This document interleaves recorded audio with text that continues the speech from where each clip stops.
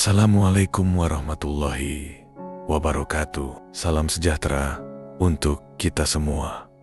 Om Swastiastu, Namo Buddhaya, salam kebajikan, Shalom. Semoga kita semua selalu diberikan rezeki yang lancar, kesehatan yang baik, dan umur yang panjang oleh Sang Pencipta. Jangan lupa untuk membalas salam ini di kolom komentar.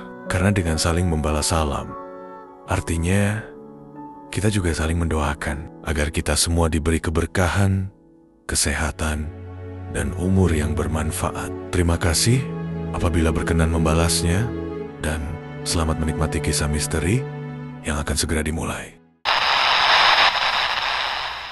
Surabaya, tahun 1997. Krisis moneter melanda Indonesia. Harga-harga meroket, nilai tukar rupiah anjlok drastis, dan ribuan usaha kecil gulung tikar hanya dalam hitungan bulan. Di tengah gejolak ekonomi itu, seorang pria bernama Darto, usia 42 tahun, mencoba bertahan sebagai pedagang alat-alat listrik kecil di kawasan Pasar Blauran. Ia tinggal bersama istrinya yang bernama Sri Wahyuni dan anak semata wayangnya yang baru duduk di kelas 3 sekolah dasar bernama Riko. Setiap pagi, Darto membuka tokonya lebih awal dari pedagang lain. Ia berharap masih ada 1-2 pelanggan yang datang, walau hanya membeli kabel atau fitting lampu.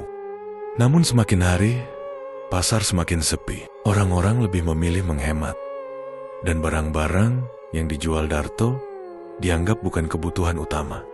Di rumah, keadaan juga semakin panas. Istrinya yang awalnya sabar, mulai sering mengeluh. Ia cemas memikirkan tagihan listrik, uang sekolah Riko, dan tunggakan sewa rumah kontrakan yang sudah 3 bulan belum dibayar.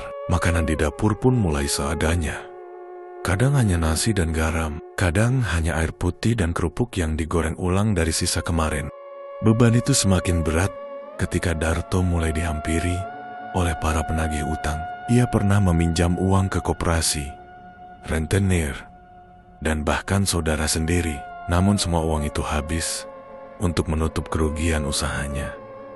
Tidak ada yang tersisa. Bahkan untuk sekadar membeli beras pun, Darto pernah harus meminjam kepada tetangga. Di titik ini, mental Darto mulai runtuh. Ia sering termenung di depan warung kopi, menatap kosong ke jalan raya. Ia tak lagi bicara panjang dengan teman-temannya, bahkan terhadap anaknya sendiri. Ia hanya mampu tersenyum kecut ketika Riko bertanya, kenapa uang jajannya dipotong separuh. Suatu sore, di tengah hujan gerimis yang turun deras, Darto duduk sendirian di dalam tokonya yang nyaris kosong. Tak ada pelanggan, hanya suara hujan dan cahaya lampu neon yang berkedip lemah. Di saat itulah, seseorang datang. Orang itu adalah Herman, mantan rekan kerja Darto semasa masih menjadi karyawan distributor listrik. Sudah bertahun-tahun mereka tak bertemu. Herman kini terlihat berbeda, berpakaian rapi, memakai mobil, dan membawa jam tangan mahal. Namun Darto ingat jelas bahwa dulu Herman pernah mengalami kebangkrutan yang parah, bahkan lebih buruk darinya. Percakapan mereka berlangsung singkat. Herman tidak menawarkan pekerjaan.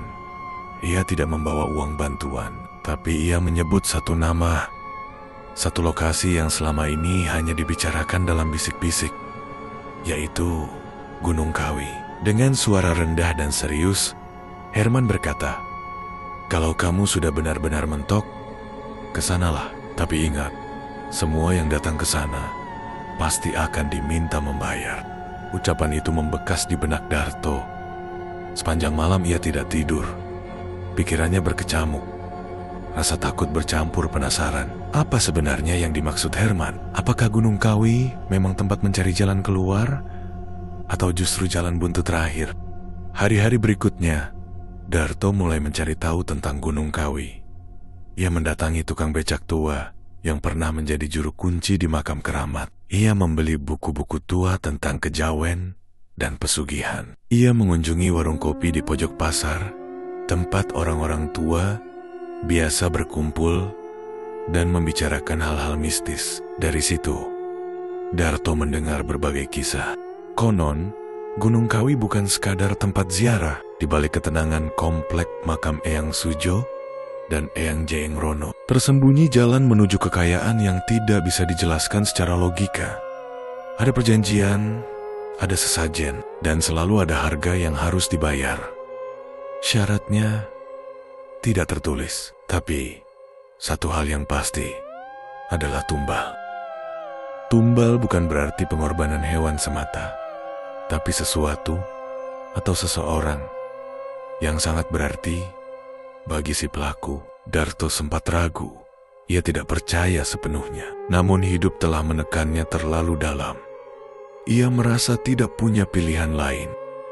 Pada malam Minggu Wage, saat bulan sabit menggantung redup di langit kota Surabaya, Darto duduk di teras rumahnya. Istrinya sudah tertidur.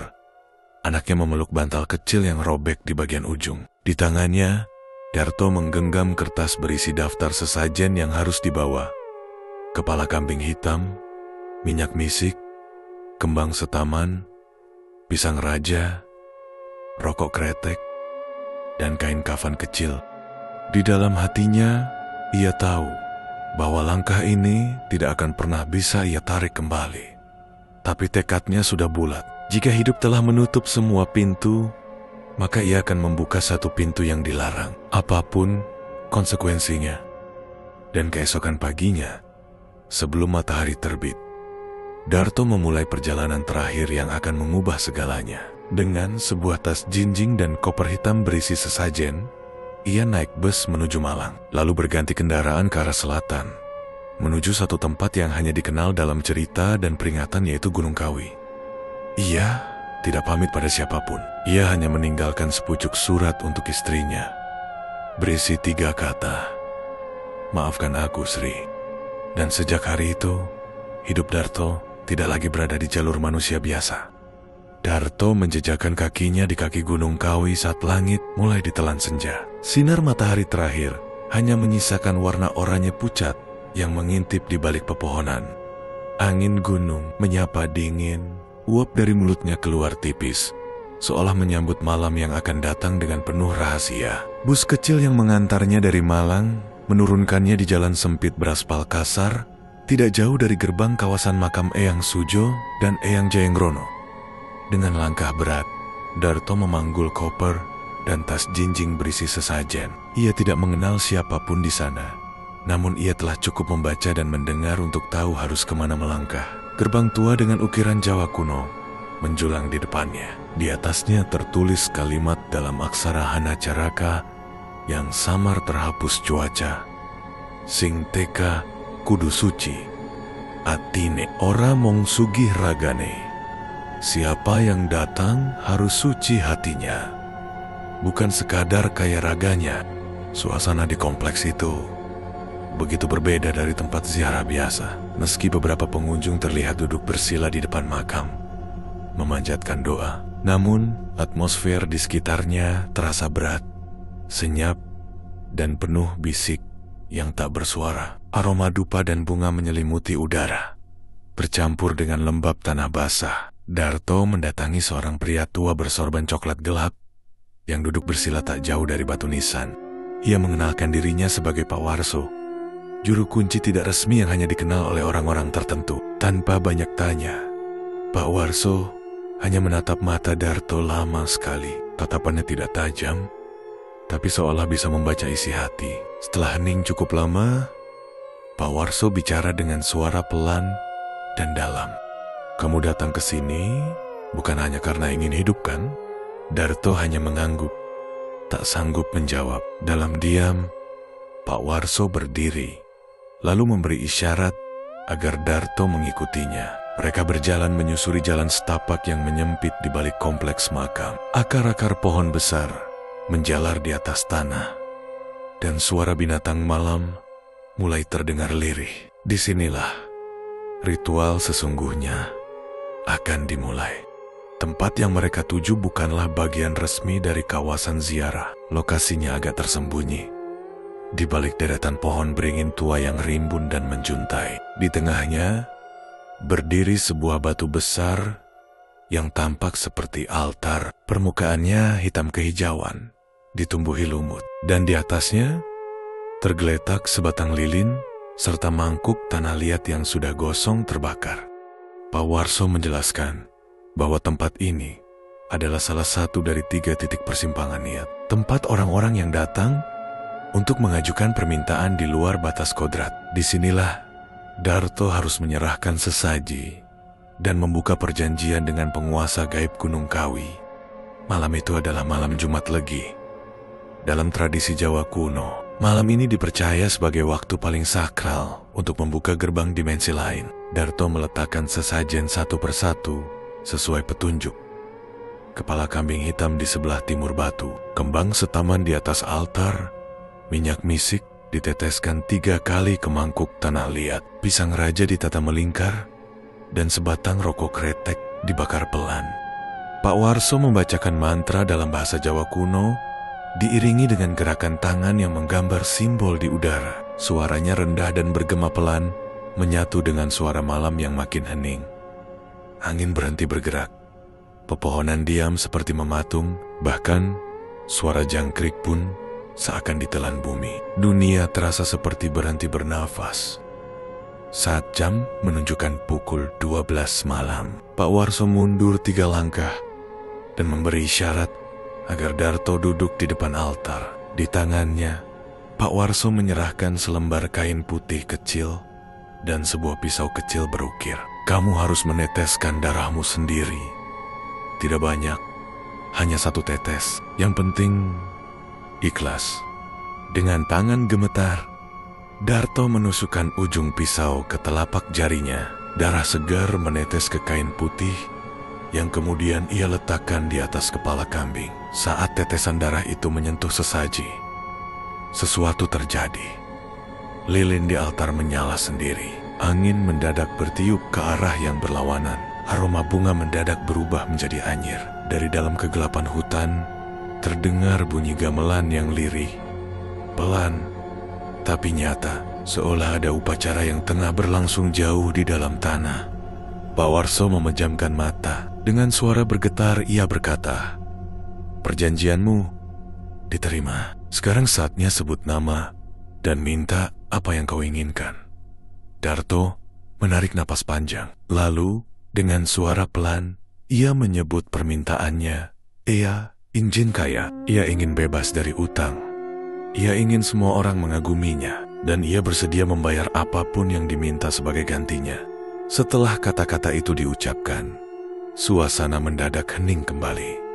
Gamelan berhenti, lilin padam, angin berhenti. Hanya suara detak jantung Darto yang terasa sangat keras di telinganya sendiri. Pak Warso lalu mengangkat sesajen dan membungkus semua sisa persembahan ke dalam kain hitam, lalu membakarnya. Kau sudah memasuki gerbang. Dari sini, tidak ada jalan pulang. Tunggu 7 hari.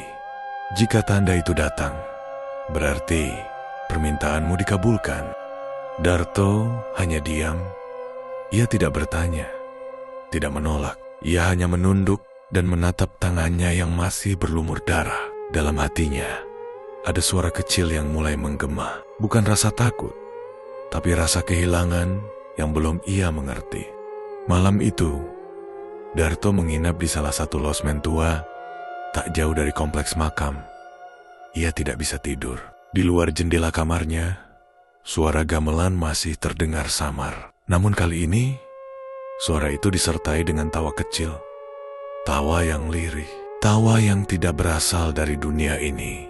Dan dalam 7 hari berikutnya, ia akan mengetahui bahwa perjanjian yang telah ia buat bukan sekadar janji biasa, tapi sebuah kontrak gelap yang ditulis dalam darah, ditandatangani oleh rasa putus asa, dan disaksikan oleh sesuatu yang tak kasat mata. Sesuatu yang sejak malam itu sudah mulai mengikutinya. Hari ke-7 setelah ritual di Gunung Kawi datang dengan sunyi yang berbeda. Sejak kembali ke rumahnya di pinggiran kota Kediri, Darto menjalani harinya seperti biasa. Ia bangun pagi, menanak nasi, menyapu halaman, dan duduk di beranda sambil menyesap kopi pahit yang selalu ia racik sendiri. Namun sejak malam perjanjian itu, ada sesuatu yang berubah bukan di luar, melainkan di dalam dirinya. Ia menjadi lebih tenang, lebih pendiam, tapi juga lebih gelisah. Sesekali, ia termenung menatap langit, seolah mencari sesuatu yang belum datang. Namun, pada hari ketujuh, tepat saat matahari berada di atas kepala, tanda itu muncul. Di depan rumahnya yang sederhana, sebuah mobil hitam berhenti. Plat nomornya tak dikenal. Dari dalam mobil keluar seorang pria berkemeja putih rapi, berambut licin ke belakang, membawa map hitam di tangannya. Ia menghampiri Darto dengan senyum sopan. "Siang, Pak Darto. Perkenalkan, saya Fikri dari kantor properti Bumi Agung Raya. Kami tertarik membeli lahan sawah Bapak di daerah Pare. Harga yang kami tawarkan 2 kali lipat dari harga pasaran." Darto terdiam. Sawah yang dimaksud sudah bertahun-tahun ia coba jual. Tak ada yang berminat, bahkan pernah ditawar sangat murah hingga ia urungkan niat menjualnya. Namun kini, tanpa ia pasang iklan, tanpa kabar apapun, pembeli itu datang sendiri dan menawar dengan harga yang tidak masuk akal. Ia tidak langsung menjawab, tapi malamnya, saat ia menghitung uang hasil penjualan di meja kayu ruang tengah, jumlahnya begitu besar hingga ia tak sanggup menghitung tanpa kalkulator. Semua proses berjalan cepat. Notaris, dokumen, dan pembayaran selesai hanya dalam 3 hari. Bahkan, ia tidak perlu keluar rumah. Beberapa hari kemudian, tawaran lain datang. Kali ini dari seorang kenalan lama yang dulunya sering meminjam uang dari Darto. Pria itu mengajak kerja sama bisnis, membuka depot makanan skala besar di kota Malang. Modal awal sepenuhnya ditanggung oleh sang teman.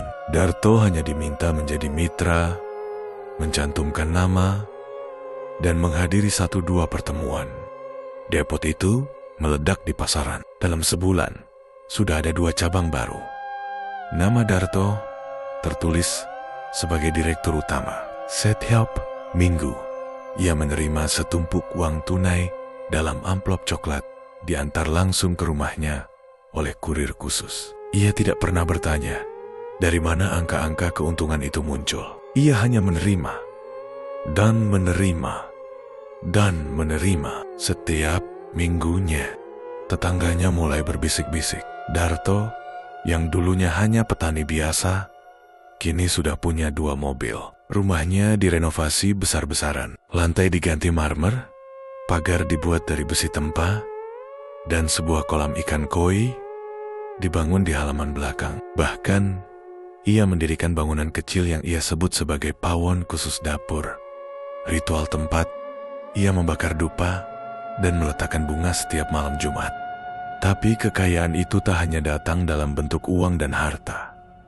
Reputasi Darto berubah. Orang-orang mulai menghormatinya, bahkan takut padanya. Beberapa tokoh masyarakat yang dulu tak pernah meliriknya, kini mengundangnya dalam acara-acara penting. Ia duduk sejajar dengan pejabat desa, mengenakan batik mahal, dan selalu membawa 2 bodyguard pribadi yang entah dari mana ia rekrut.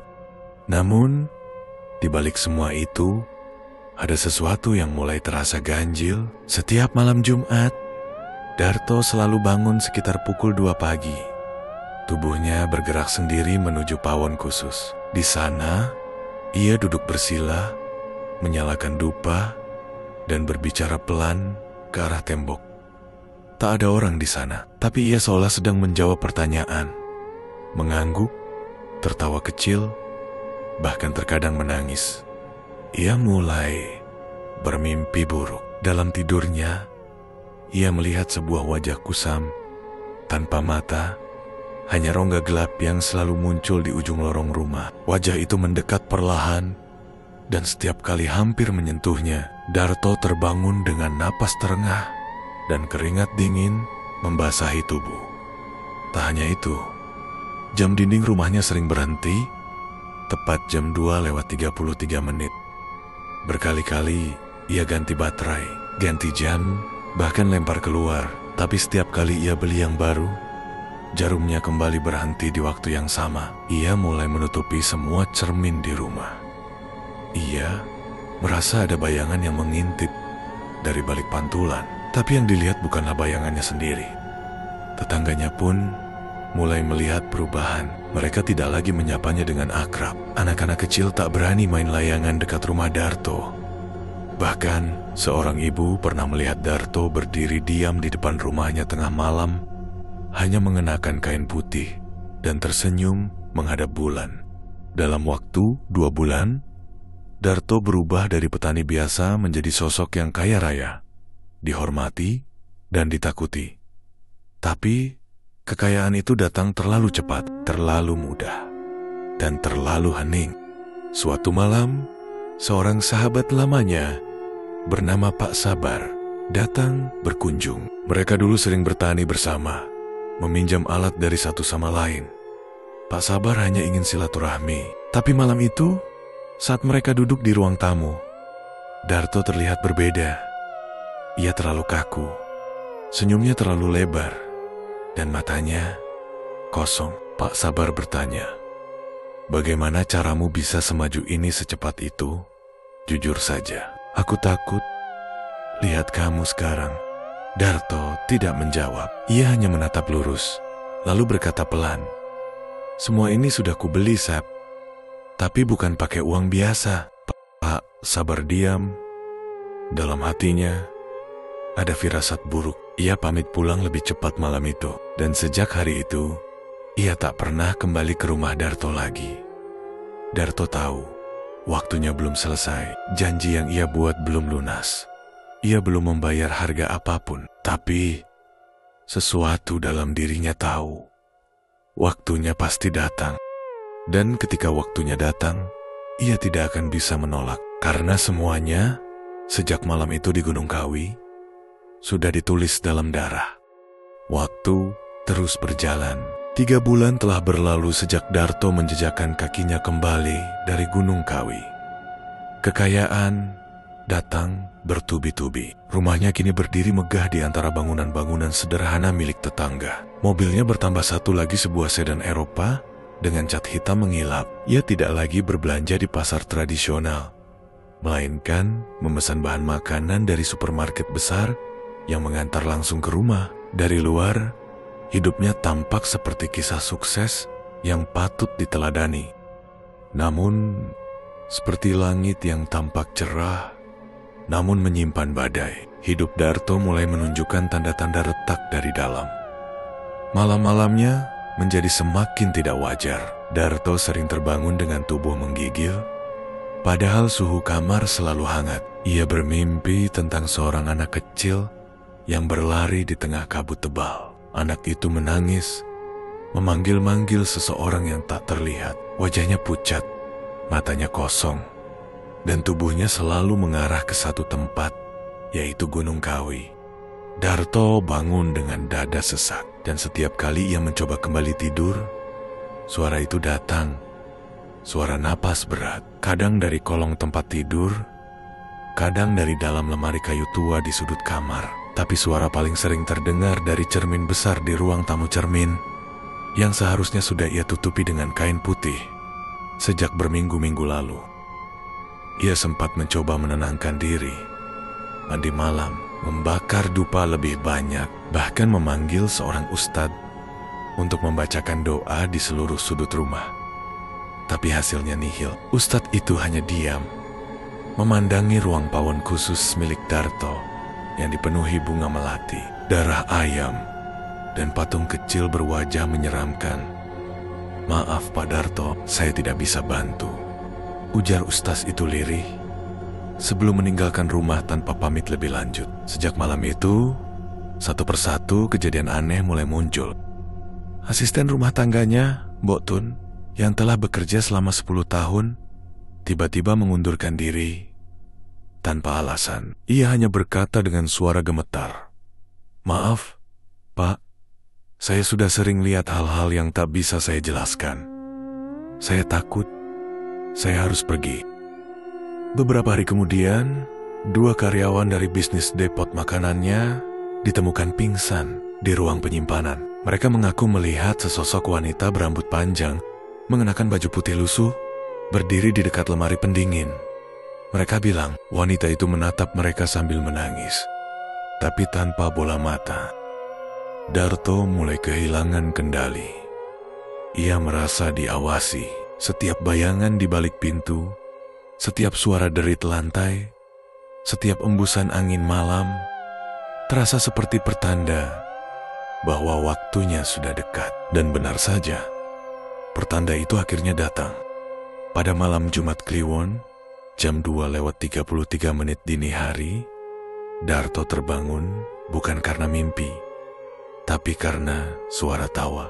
Tawa itu berat, parau, dan berulang-ulang, seperti dari tenggorokan yang sudah lama tak digunakan.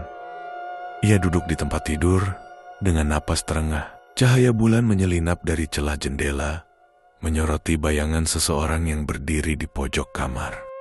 Darto tidak bisa bergerak. Tubuhnya lumpuh. Bayangan itu perlahan melangkah mendekat. Suaranya bergetar ketika berkata, "Ini sudah saatnya kau membayar, Darto." Seketika itu, lampu kamar mati. Gelap, sunyi. Hanya terdengar detak jantungnya sendiri yang memacu cepat.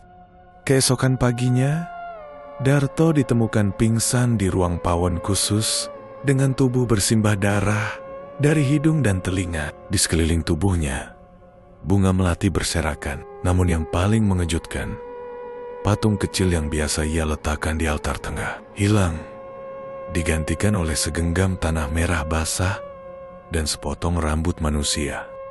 Setelah kejadian itu, keanehan-keanehan makin tak bisa ditutupi.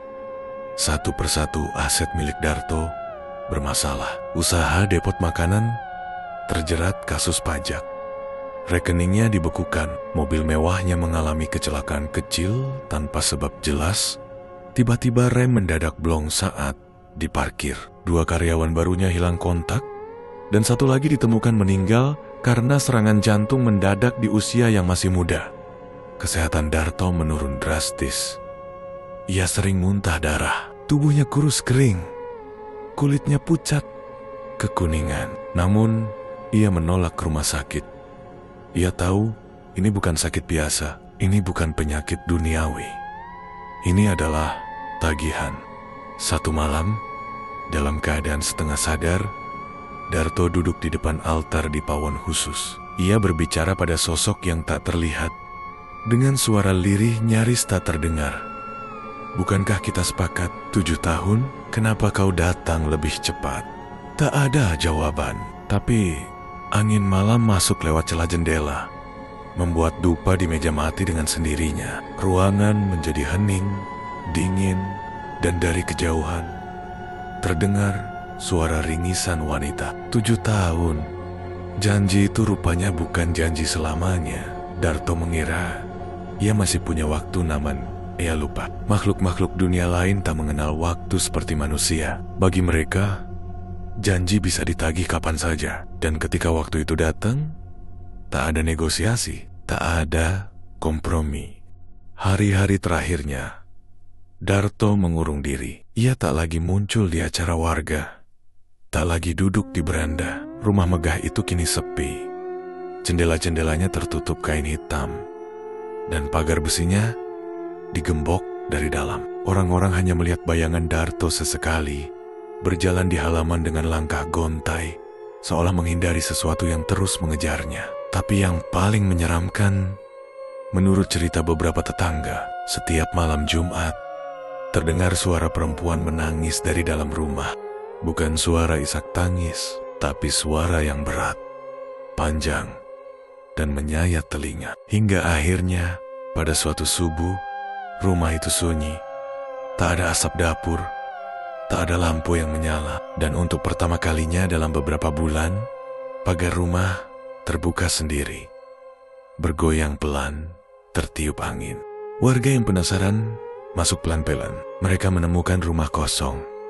Semua barang berdebu, kolam ikan kering, dapur basah penuh jamur.